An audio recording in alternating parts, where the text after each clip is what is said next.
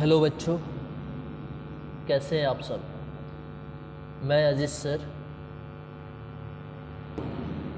Physics का objective question का explanation कर रहे हैं। इसमें से आपको हम बताए थे कि हमारे कोर्स में जो C12 का जो टारगेट बैच चल रहा है, इसमें ऑब्जेक्टिव क्वेश्चन की संख्या 600 है, 600, और सब्जेक्टिव की संख्या 132 है। इसमें से 600 ऑब्जेक्टिव क्वेश्चनों में से 50 ऑब्जेक्टिव क्वेश्चनों का एक्सप्लेनेशन 2 वीडियो के माध्यम से किया जा चुका है। पहला वीडियो जिसमें 25 क्वेश्चनों का एक्सप्लेनेशन है और दूसरा वीडियो जिसमें 25 से 50 क्वेश्चनों का एक्सप्लेनेशन है, और ये है तीसरा वीडियो। इस तीसरे वीडियो में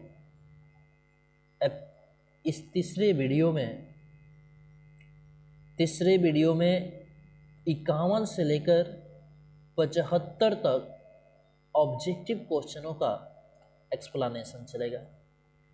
तो विद्यार्थी, आप सब ध्यान से समझने का प्रयास कीजिएगा। इस पे है क्लास 12 बेस पे, अगर एयरफोर्स का हो जाए या नेवी की बात करें या नीट या जेई, तो उसमें भी इससे रिलेटेड क्वेश्चन आते हैं।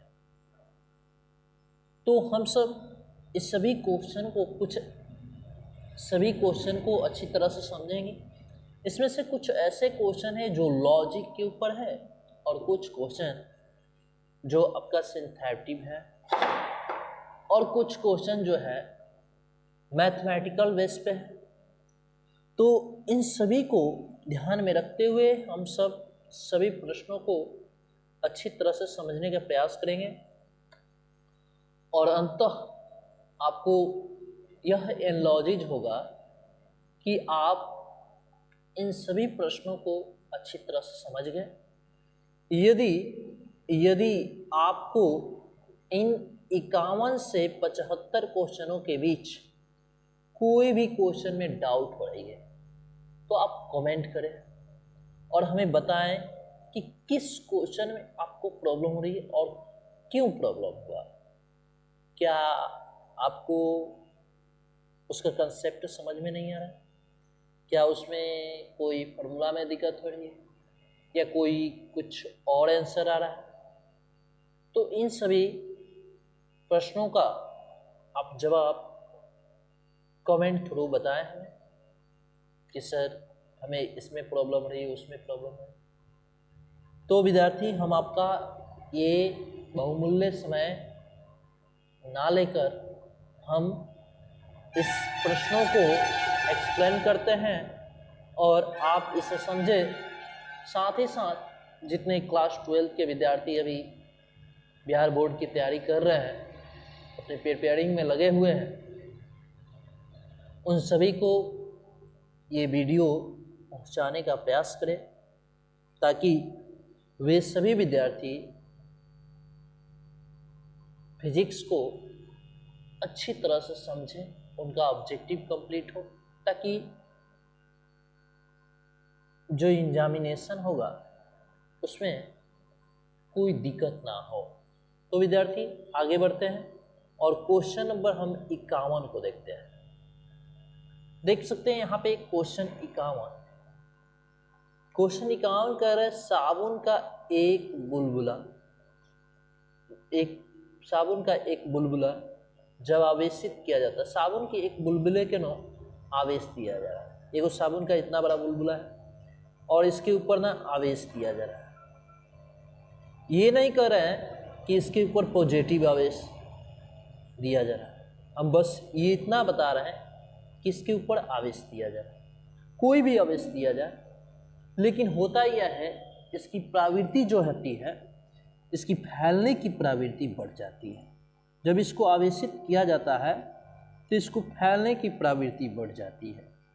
इस तरह से इसका सही जवाब ऑप्शन बी होगा, यानी साबुन के बुलबुले को जब आवेशित किया जाता है तो यह फैलना शुरू कर देता है।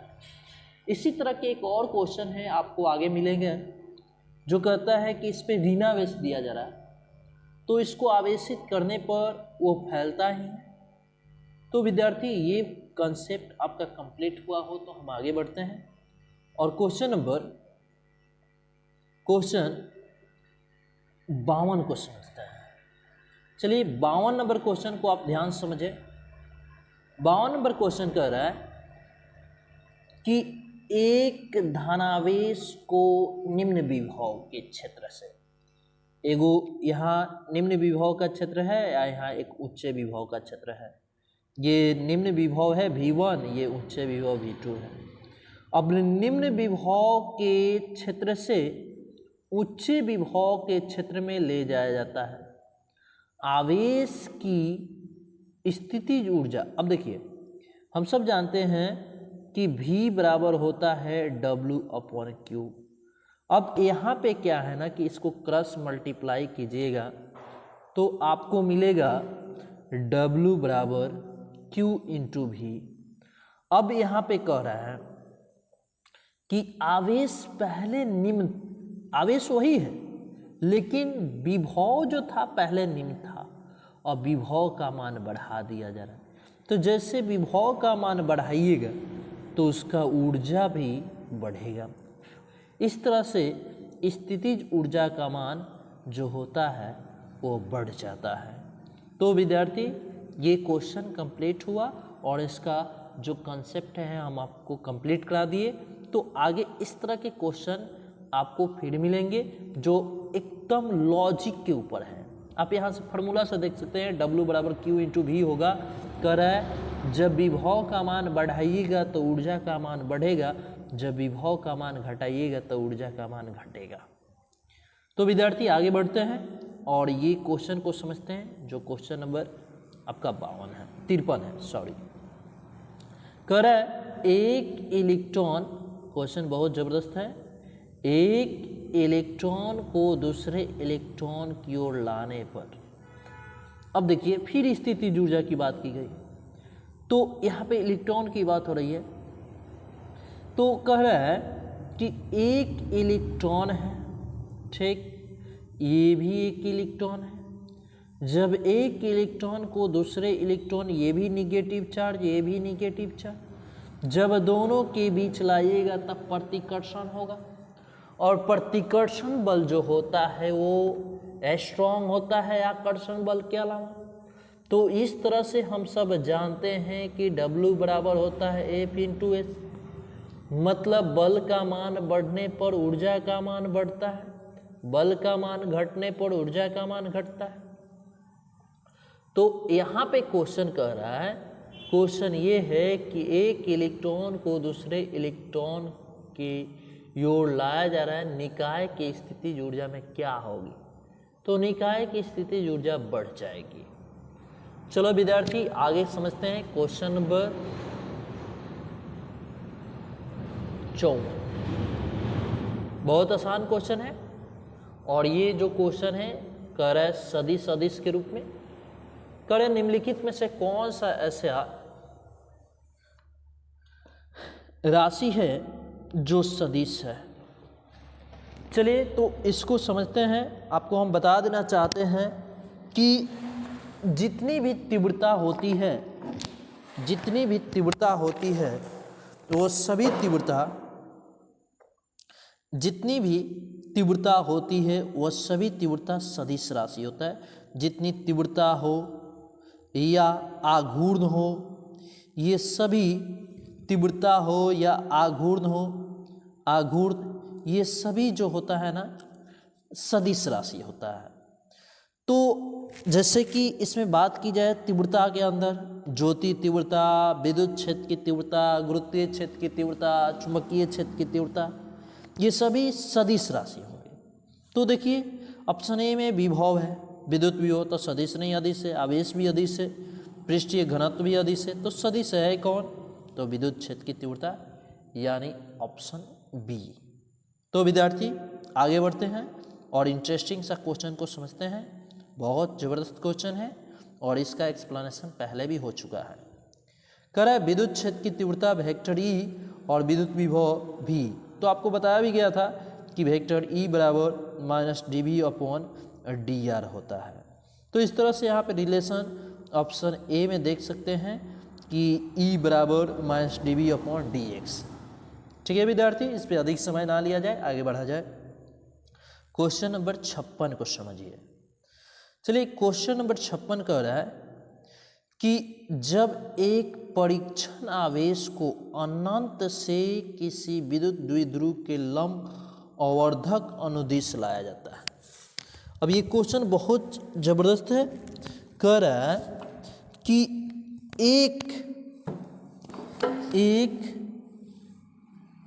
एक परीक्षण धनावेश आवेश को अनंत से, मान लेते हैं कि ये है विद्युत क्षेत्र और यहाँ पे अनंत है, इन्फिनिटी पे कोई है परीक्षण आवेश को कह रहा है कि विद्युत द्विध्रुव, अब यहाँ पे विद्युत द्विध्रुव हो गया, लेकिन कह रहा है कि लंब आवर्धक, मतलब इस तरह से, तो ये हो जा रहा है निरक्षीय स्थिति। निरक्षीय स्थिति में लाई जाती है तो विद्युत विभव का मान जो होता है निरक्षीय स्थिति में शून्य होता है। तो हम सब जानते हैं कि V बराबर होता है W अपॉन Q। तो यहाँ पे विभव शून्य होगा तो कृत कार्य भी शून्य होगा, है ना। तो ये निरक्षीय स्थिति की बात कर रहा है। देखिए यहाँ पे ध्यान से समझ सकते हैं, लंब आवर्धक, मतलब इस तरह से इसको 50% बांट दिया जाए लंबवर्धक विद्युत द्विध्रुव को, तो ये निरक्षीय स्थिति में होगा। और निरक्षीय स्थिति में विभव का मान जो होता है, विभव का मान शून्य होता है और विभव का मान शून्य होने की वजह से कृत कार्य भी क्या होगा, शून्य होगा। तो विद्यार्थी आगे देखते हैं 57 नंबर क्वेश्चन। 57 नंबर क्वेश्चन बहुत आसान है, इसको समझने का प्रयास किया जाए। देखिए 57 नंबर क्वेश्चन क्या है कि ये क्वेश्चन कह रहा है कि 57 नंबर क्वेश्चन कह रहा है कि एक इलेक्ट्रॉन और एक प्रोटॉन एक दूसरे की ओर आ रहे हैं, इस निकाय की स्थिति ऊर्जा क्या होगी। अब देखिए इलेक्ट्रॉन और प्रोटॉन एक दूसरे की ओर आ रहा है, एक इलेक्ट्रॉन है और एक प्रोटॉन है, एक इलेक्ट्रॉन और एक प्रोटॉन एक दूसरे की ओर आ रहा है। तो जब आ रहा है इसका मतलब ये दूसरे की ओर अट्रैक्टिव हो रहा है, तब बल का मान घट रहा है। तो हम सब जानते हैं W बराबर होता है F इंटू एस, यही सेम रहता है ना, तो इसमें प्रतिकर्षण होता है। अब प्रतिकर्षण होता तब बल का मान बढ़ता। तो यहाँ पे क्या है कि बल का मान घट रहा है, जिस कारण से स्थितिज ऊर्जा का मान भी घटती है। ठीक है, यानी घट रही है। सही आंसर हो जाएगा ऑप्शन ए। तो विद्यार्थी आगे बढ़ते हैं और क्वेश्चन नंबर 58 को समझते हैं। चलिए अभी 58 नंबर क्वेश्चन आपको हम पहले भी बताएं, आवेश साबुन के एक बुलबुला को कुछ आवेश दिया जा रहा है, तो इसकी त्रिज्या, मतलब ये जो जैसे दिया जा रहा है तो ये फैलने की प्रवृत्ति हो जाता है, आवेशित किया जाता है। जब फैलेगा तो इसका रेडियस का मान भी बढ़ेगा। रेडियस मतलब इसकी जो त्रिज्या होगी वो त्रिज्या का मान क्या होगी जी, तो बढ़ जाएगी। सही आंसर ऑप्शन बी। चलो विद्यार्थी यहाँ पे देखो, बहुत जबरदस्त क्वेश्चन है। ये क्वेश्चन कह रहा है कि विद्युत विभव का जो बीमा होगा वो होगा क्या। तो सबसे पहले हम सब जानते हैं कि जैसे V बराबर होता है W अपॉन Q, ठीक। और यहाँ से W के लिए निकालिएगा F into S upon Q। इसके लिए होता है Q into vector E into high हो जाएगा R, अब बटे में Q, Q से Q कट जाएगा। अब जब Q से Q इसका मान कट रहा है तो यहाँ पे बच रहा है E, यहाँ पे वेक्टर E इंटू R। इसके लिए होगा न्यूटन, प्रतिकूलम, इसके लिए मीटर होगा। यानी यहाँ पे रिजल्ट आया न्यूटन मीटर प्रति कूलम। तो केजी मीटर स्क्वायर प्रति सेकेंड स्क्वायर मेन बटा में एम्पियर सेकेंड। तो यहाँ पे केजी के लिए होगा m इन 1, उसके बाद मीटर के लिए होगा L इन 2, समय के लिए होगा नीचे आएगा तो t इन -3 a इन -1। तो यहाँ पे देख सकते हैं m इन 1 L इन 2, m इन 1 L इन 2 t इन -3 और a इन -1, यानी सही जवाब ऑप्शन बी में है। इस तरह से इसका सही आंसर ऑप्शन बी होगा। अब देखिए विद्यार्थी ध्यान से समझिए, बहुत सिंपल सा क्वेश्चन है ये। क्वेश्चन नंबर 60 है और 60 नंबर क्वेश्चन बहुत आसान है। कह रहा है कि एक प्रोटॉन 1 वोल्ट विभव से त्वरित होता है। विभव का मान है 1 वोल्ट, ठीक, और एक प्रोटॉन पे आवेश Q का मान जो होगा 1.6 इंटू 10⁻⁻19 होगा। अब इसके द्वारा की गई कार्य तो W बराबर हो जाएगा Q इंटू V। यहाँ W का मान निकालिएगा तो W बराबर होगा Q इंटू V। अब Q इंटू V का मान भी 1.6 इंटू 10⁻⁻19, ठीक, यहाँ V का मान 1, तो ये मल्टीप्लाई करने से ये जूल में कन्वर्ट होगा 1.6 इंटू 10⁻⁻19 जूल, और ये जब जूल में गया तो इतना कहते हैं 1 इलेक्ट्रॉन वोल्ट। तो यानी इसका सही आंसर होगा ऑप्शन बी, यानी 1 इलेक्ट्रॉन वोल्ट। ठीक है विद्यार्थी, आगे बढ़ते हैं। क्वेश्चन नंबर 61 को समझते हैं। कह रहे हैं कि सूक्ष्म सेल की जो क्षमता होती है वो विभव में होता है 1.5। जो सूक्ष्म सेल होता है, ड्राई सेल जो होता है, जितने भी ड्राई सेल होते हैं उस जो वोल्टेज उत्पन्न करते हैं वो 1.5 की वोल्टेज उत्पन्न करते हैं। तो विद्यार्थी आगे बढ़ते हैं और क्वेश्चन नंबर 62 को देखते हैं। चलिए 62 नंबर क्वेश्चन आप ध्यान से देखिएगा। तो कह रहा है स्थिर वोल्ट जो होता है, एक स्थिर वोल्ट जो होता है वह 300 वोल्ट के बराबर होता है। ठीक है विद्यार्थी, एक स्थिर वोल्ट जो होता है वो 300 वोल्ट के बराबर होता है। इस तरह से विद्यार्थी इसका सही जवाब ऑप्शन डी हुआ। आगे बढ़ते हैं और क्वेश्चन नंबर 63 को समझते हैं। 63 नंबर क्वेश्चन कह रहा है कि विद्युत परिपथ में संधारित्र का सा प्रयोग होता है। देखिए संधारित्र का काम क्या होता है। संधारित्र का काम ये है कि यह एक ऐसा युक्ति होता है जो क्या करता है ना कि ये किसी मशीन की आकृति और आकार ना बदलकर इसमें आवेश की वृद्धि कर देता है, मतलब धारिता का वृद्धि कर देता है। तो 1 नंबर ऑप्शन ए में है कि वोल्टेज के उपचयन हेतु संधारित्र का उपयोग है ना। ऑप्शन बी में है कि वोल्टेज के ऊंचे हेतु नहीं। विद्युत, ऑप्शन सी है विद्युत आवेश के संग्रह हेतु। बताएं हम आपको, आवेश की वृद्धि कर देता है ये।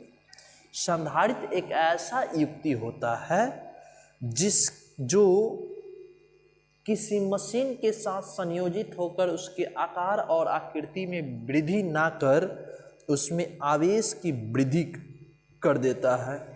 इस तरह से सही जवाब ऑप्शन इसका सी हुआ। नेक्स्ट समझते हैं क्वेश्चन नंबर 64। चलो विद्यार्थी अब क्वेश्चन नंबर 64 को देखो। वह आपूर्ति जो कंडेंसर से नहीं होकर गुजरती है।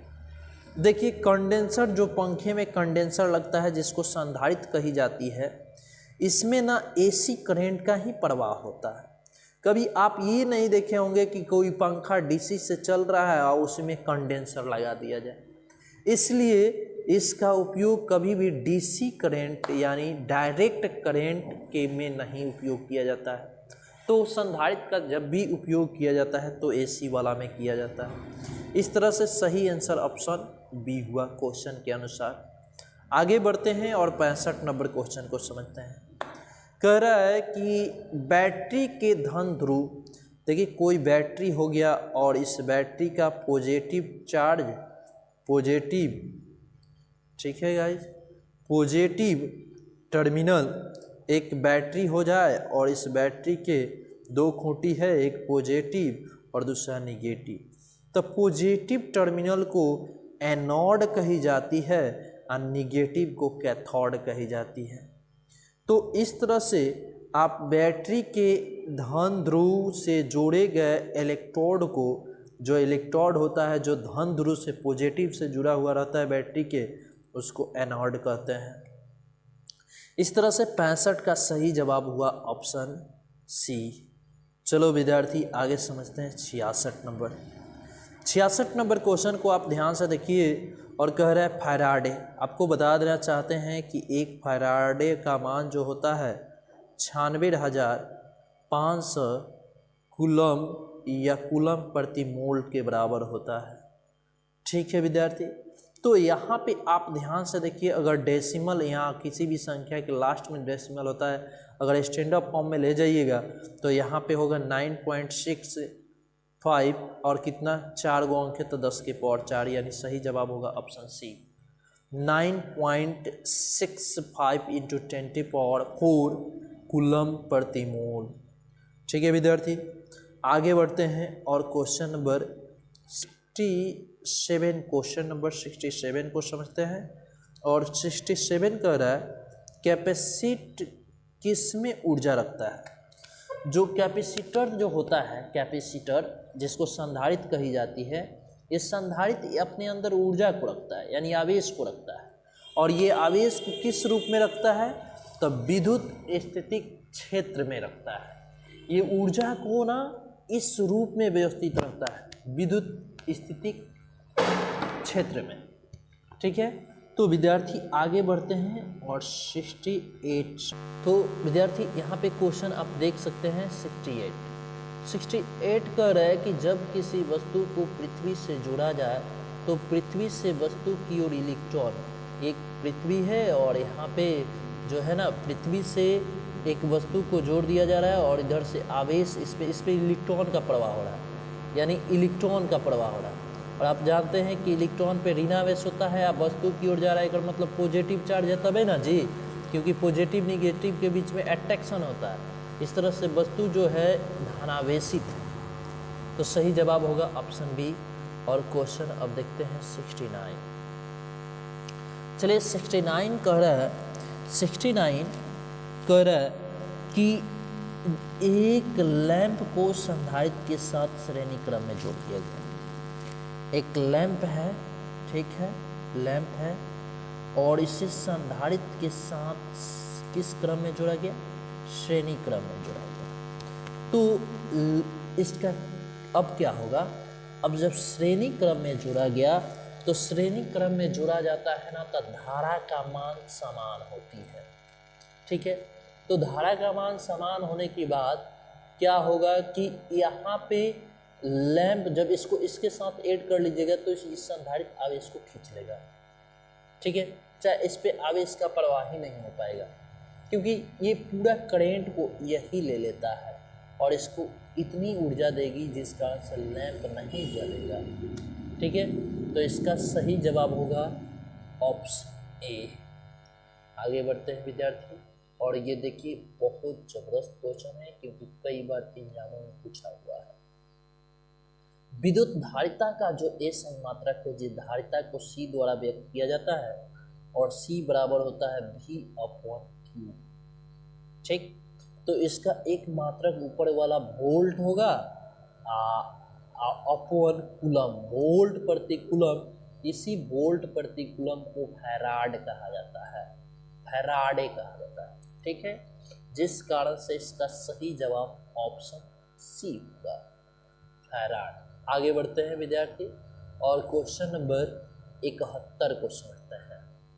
चलिए क्वेश्चन नंबर 71 यहाँ पे कह रहा है कि क्वेश्चन 71 ये है कि वायु में गोलीय चालक की धारिता समानुपाती होती है। वायु में गोलीय चालक, देखिए एक पॉइंट है, जो गोलीय चालक की जो धारिता होती है वह C बराबर 4 pi epsilon not into R होता है। धारिता जो होता है माध्यम पर उसके त्रिज्या पर निर्भर करता है, ठीक। तो इस तरह से यहाँ C डायरेक्ट प्रोपोर्शनल होता है R के। जो गोलीय चालक होता है वो सीधे धारिता जो होता है समानुपाती होता है त्रिज्या के, गोले की त्रिज्या के। इस तरह से आप देख रहे हैं कि यहाँ सही आंसर ऑप्शन बी में दिख रहा है, क्योंकि जो धारिता होता है C डायरेक्ट प्रोपोर्शनल होता है R के, त्रिज्या के समानुपाती होता है। इस तरह से इसका सही जवाब ऑप्शन बी होगा। आगे बढ़ते हैं विद्यार्थी और क्वेश्चन नंबर 72 को समझते हैं। देखिए 72 नंबर क्वेश्चन कर रहा है कि दो आवेशित वस्तुओं को जोड़ने पर, दो आवेशित वस्तु, एक इधर है और एक मान लेते हैं इधर है, दोनों पर आवेश है कि जोड़ने पर उनके बीच विद्युत धारा प्रवाहित नहीं होती है। उसमें विद्युत धारा प्रवाहित नहीं होती, जानते हैं कब? जब दोनों में सेम रहेगा आवेश का। अगर इसमें कम और इसमें अधिक तब इधर से करंट जाएगा, यदि इसमें कम और इसमें अधिक तो इधर करंट जाएगा। लेकिन दोनों में आवेश का मान समान है, इसका मतलब इसका धारिता जो है, इसकी धारिता का मान समान होगी। क्या जी? इसकी धारिता का मान समान होगी कि विभव की मान समान होगी? देखिए आवेश सेम है, क्या समान रहता है? धारिता का मान कि आवेश के मान कि विभव का मान? तो देखिए इधर का करंट इधर तब नहीं आएगा क्योंकि वोल्टेज जो होगा, अगर जितना वोल्टेज इधर होगा उतना वोल्टेज यदि इसमें होगा तो वोल्टेज का ट्रांसफर नहीं होगा, यानी विभव का मान समान होगा, तब आगे धारा नहीं बहेगा। क्योंकि धारा जो कहता है वो धारा होता है I डायरेक्ट प्रोपोर्शनल V, ये पूरा सीधा समानुपाती होता है, ठीक है। अगर इसमें जितना वोल्टेज उतना इसमें है तो सेम है, तो सेम करंट का मान नहीं प्रवाहित होगी, ठीक है। अगर इसका मान बढ़ा देते तो विभव भी बढ़ जाता है, ये घटता तो ये भी घटता है। लेकिन कह रहा है कि ना ये बढ़ ही नहीं रहा है, धारा करंट प्रवाहित नहीं हो रहा है, एक विभव जो है समानुपाती है, मतलब सेम होगा। तो इसका सही जवाब होगा ऑप्शन सी। ये ओम के नियम से हमें जानकारी मिलती है, V डायरेक्ट प्रोपोर्शनल I चाहे I डायरेक्ट प्रोपोर्शनल V। आगे बढ़ते हैं विद्यार्थी और क्वेश्चन नंबर 73 को समझते हैं। चलिए क्वेश्चन नंबर 73 कह रहा है कि सबसे पहले हम लोग समझ लेते हैं कि श्रेणी क्रम संयोजन के लिए व्यंजक क्या होता है, समानांतर क्रम संयोजन के लिए। देखिए श्रेणी क्रम संयोजन के लिए होता है 1/c कोवैलेंट बराबर 1/c1 plus 1/c2 plus 1/c3 plus dot dot dot करके होता है, ठीक है। तो विद्यार्थी यहाँ पे कह रहा है कि 3 संधारित्र जिनकी धारिता C है, अब 1/c plus 1/c plus 1/c, तो एगो 3/c, अब पलट जाएगा दोनों साइड तो C/3, तो जो समतुल्य धारिता होगा C/3 होगा। और C/3 आप देख रहे हैं कि यहाँ पे है ऑप्शन सी में। तो 73 का सही आंसर होगा ऑप्शन सी, C/3। आगे बढ़ते हैं विद्यार्थी और क्वेश्चन नंबर यहाँ पे देखते हैं 74 नंबर। 74 नंबर क्वेश्चन कह रहा है कि संधारित्र के समानांतर क्रम संयोजित होता है तो प्रत्येक कंडीशन में क्या सब। देखिए समानांतर क्रम इस तरह से होता है, 2 प्लेट हो गए तो इसका विभव जितना होता है उतना विभव इसका भी होता है, मतलब विभव यानी विभवांतर का मान जो होता है ना वो समान होता है। आवेश का मान अलग अलग होता है, धारिता का मान अलग अलग होता है, अब लेकिन समान होता कौन है? तब विभवांतर होता है। और विभवांतर हमेशा समानांतर क्रम संयोजन में नियत रहता है, सेम रहता है, ठीक है विद्यार्थी। तो आगे बढ़ते हैं। आगे देखिए 75 नंबर क्वेश्चन बहुत आसान है और ये क्वेश्चन जो है संधारित्र की धारिता किन किन बातों पर निर्भर करती है इस बात पे दिया गया है। देखिए संधारित्र की धारिता जो है ना, संधारित्र मतलब मशीन ये होता है और इसकी कैपेसिटर जो होता है वो किन किन बातों पर निर्भर करता है, इसकी धारिता। तो अलग अलग आकृति पर अलग अलग धारिता। अगर कोई वृत्ताकार है और कोई त्रिभुजकार है तो इसकी धारिता कुछ और, इसकी धारिता कुछ और। मतलब एक बात की आकृति पर निर्भर करता है, ठीक है। दूसरी बात की आकार पर, एगो छोटा सा है एगो बड़ा है तो एहू पर निर्भर करता है, हमें कम आवेश जाएगा हमें अधिक आवेश जाएगा।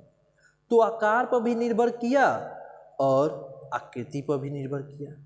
आगे बढ़ते हैं और क्वेश्चन नंबर देखिए, प्लेटों पर आवेश दी गई, इस पे तो निर्भर नहीं करता है जी, लेकिन उन प्लेटों के बीच की दूरी पर निर्भर करता है। अगर डिस्टेंस अधिक होगी तो धारिता का मान भी अधिक होगा। तो इसका सही आंसर ऑप्शन सी, जो इस पर निर्भर नहीं करता है। प्लेटों पर आवेश दी गई है, कितना दी गई है कितना नहीं, इस बात पे ये निर्भर नहीं करता है। तो विद्यार्थी यहाँ तक 75 नंबर क्वेश्चन हो गए। तो आप ये बताइए कि आपको कैसा लगा, ये वीडियो कैसा लगा। अगर कोई भी प्रॉब्लम है तो उसे कमेंट थोड़ा पूछ। और क्या करें कि जितने भी क्लास 12 के विद्यार्थी हम आपको बार बार कर रहे हैं कि इसको शेयर करें। साथ ही साथ यदि आप मेरे चैनल को सब्सक्राइब नहीं किए हैं तो सब्सक्राइब करें। और पूरा वीडियो देखने के लिए धन्यवाद। और